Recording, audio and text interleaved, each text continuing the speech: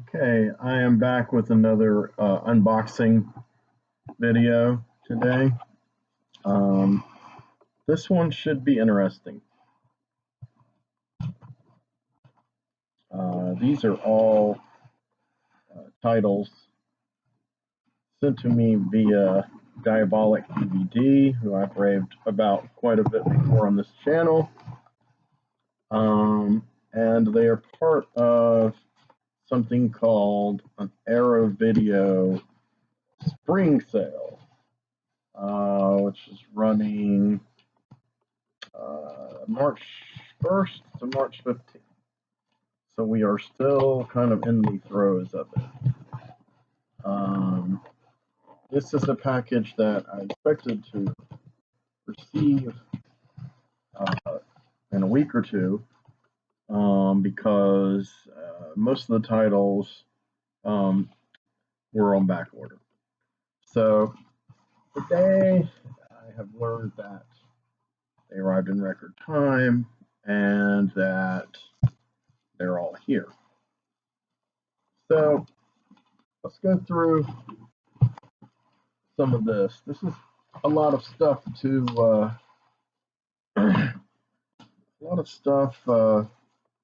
parse here. All right, might find some fun stuff along the way for all of you. All right, so Kioma. This is the Super Duper Deluxe edition that Arrow put out a couple of years ago. I was never able to snatch it up as I did their Django / Texas Audio Steelbook, which has recently come back into print, and so therefore is no longer exorbitantly overpriced on eBay. This has a lot of extras.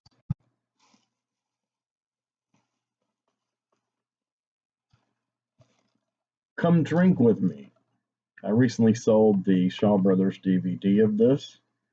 This is a classic King Hu wuxia film, maybe the classic King Hu wuxia film, with Chang Pei Pei as the amazing character Golden Sparrow.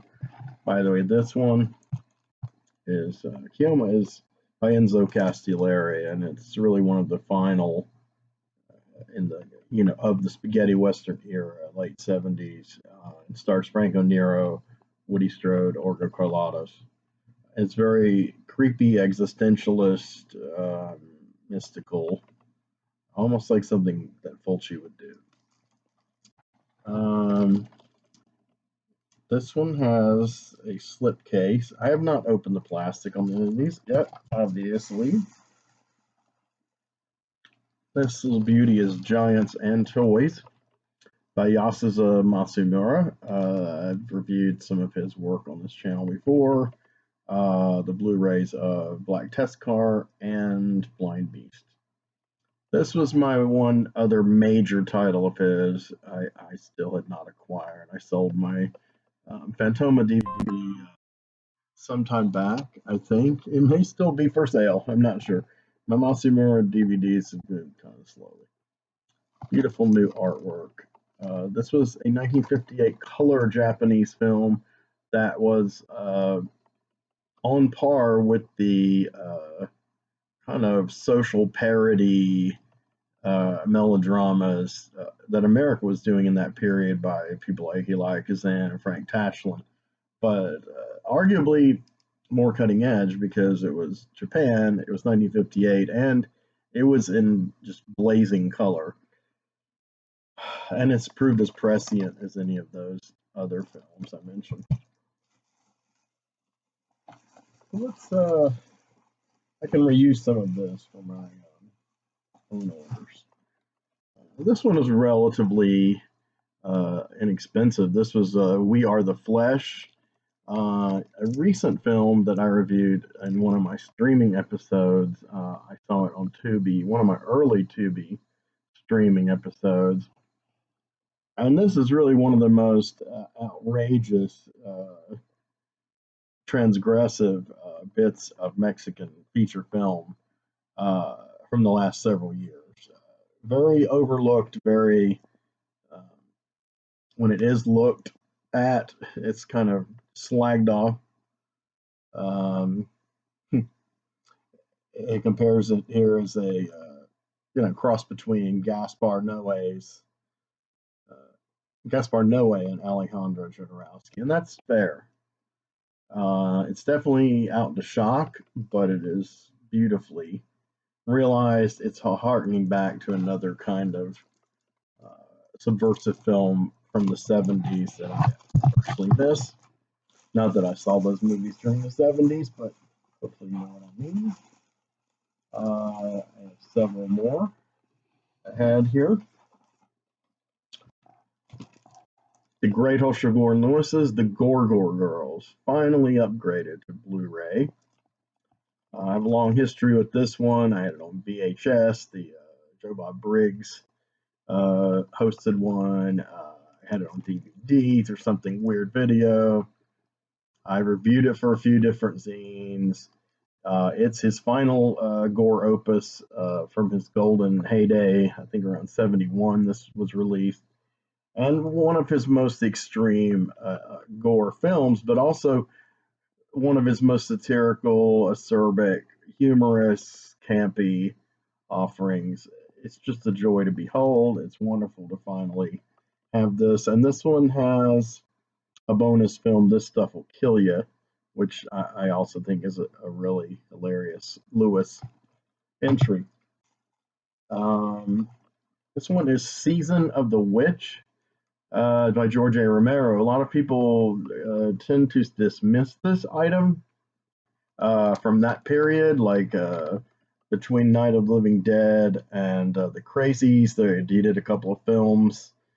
Some people lump The Crazies in, but it's kind of transcended this. But there's always Vanilla and Season of the Witch, and they're kind of like non-genre films, atypical for him. And yet this one kind of is a genre film. It was marketed as a genre film. Jack's Wife was the original title. And it's basically about a early 70s suburbanite woman in a period when, yes, there was a lot of,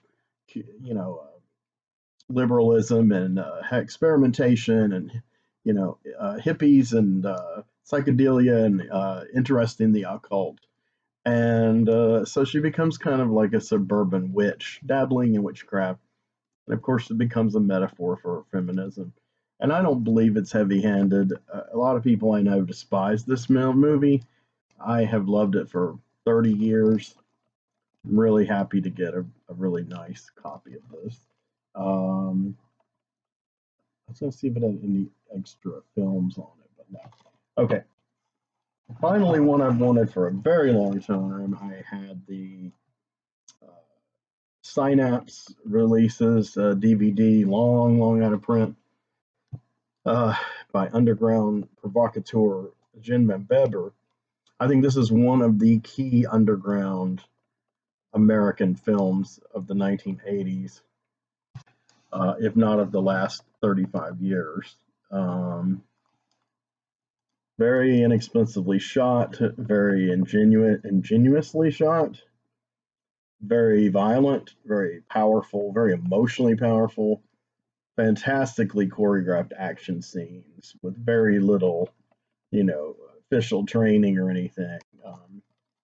It's mesmerizing. Deadbeat at Dawn. Deadbeat at Dawn. I really can't. To quote my my former spouse when she couldn't think of anything else to say about something she was reviewing, which was often, I can't recommend this one enough. I can't say enough good things about this.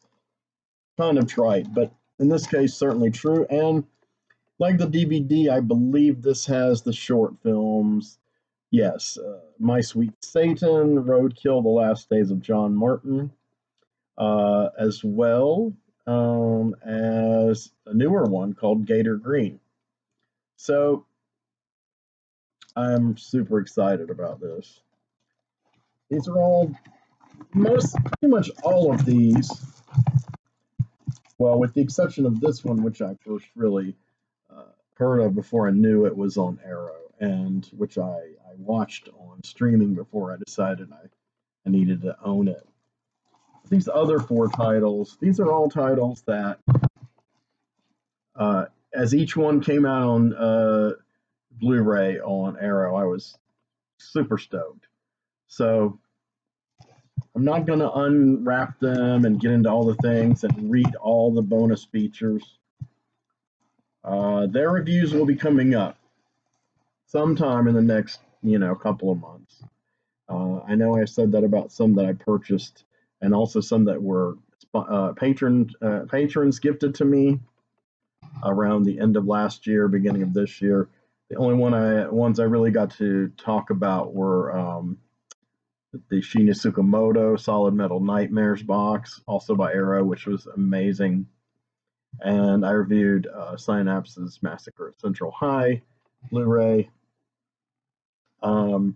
So we've been given a new feature as YouTube hosts or channel owners, whatever, to make podcasts, to officially create our own podcast, which is basically a playlist of our work lumped together under whatever theme or show, title we want to put it under, and it will be promoted a little more maybe visibly and aggressively than just making our own little playlist of our shows, which I have, on this channel, one for Blue Review. But anyway, Henry Covert's Blue Review, the podcast, will be debuting soon. I've set it up, and now I just have to fill in all the episodes. So I'm going to go back and, find all of the original files on my external drive, the original videos, or in the case of the more recent videos where I've used Video Editor and added credits and music, those final versions. And I'm just going to start basically re-releasing the entire line as podcasts. Now, some of the early stuff doesn't really necessarily hold up as well, but I'd like to retain the numbering I have now. I may change a few things here and there, but I'm also planning on concurrently with that, on occasion, doing the clip function and clipping out some of my digressions or tangents about a certain particular subject or point I'm trying to make, or a bit of trivia, and presenting them on TikTok as TikTok videos, which I will also share on YouTube. So basically, I'm going to be repackaging the entire, wherever we're at, 175, I think, episodes-ish of Blue Review, and of course, continuing to make new ones and create new content. And then I'm going to be creating new channels and in new platforms and new clips, hence new content, repackaged content from all of that. So I'm hoping this year my efforts as a vlogger, online film journalist, vlogger, podcaster, I'm going to claim the role podcaster fully, and I'm going to try to disseminate my thoughts on film, which of course have been all over the map. A lot of unpopular opinions, controversial opinions, but I think a lot of information, a lot of things, a lot of people other people don't talk about. Analysis and context that I provide that I don't see a lot of other people providing that specific. In other words, it's my take on things. That's why I'm egotistically naming the podcast Henry Covert's Blue Review instead of just Blue Review, because it is my Blue Review. So there's a zillion Blue Reviews out there. So let others do their thing. I'm going to keep going, and I'm hoping to increase my subscribers here on the main channel so I can get monetized, and it's going to take a while. But please please subscribe, You can share, you can comment.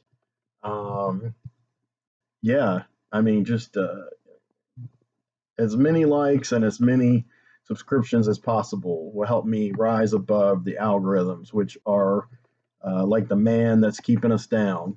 So I want to kind of start to rise to the surface of this area. I'm not saying I'm the best in this area or I have the best show on YouTube doing this or I'm covering all new ground or ground others aren't covering. But I will say my most popular episodes, most well liked and most viewed episodes have generally been of items that there is not a tremendous amount of other video coverage or viewpoints expressed currently on YouTube. And I guess that's why they've succeeded. I've been in kind of a fallow phase of late where, I'm gradually getting subscribers, but I'm not getting that many views. I'm not getting that much attention. So, and part of it is just the energy I've been able to put out between working 2 full-time jobs and doing my other creative stuff, and just occasionally sleeping, recharging, meditating, and generally bettering myself as a human being, and fighting the horrid structures in which we are forced to live, which grow more dire every day. Maybe I'll do a political podcast in time. It has definitely been something I've thought about since I was presented with the podcast option. But for now, I'm just talking about BLU REVUE. Please support me if you can. If you want to be a patron or a sponsor, you may donate to my PayPal email address, or you may donate review materials, or I'll give you a list of review materials that I'm interested in, or if it's something you just want to see me cover, then bring it on. So that's all for now. I'm wrapping this up short and sweet. And thank you so much for all the support the last 2.5 years. Rock on.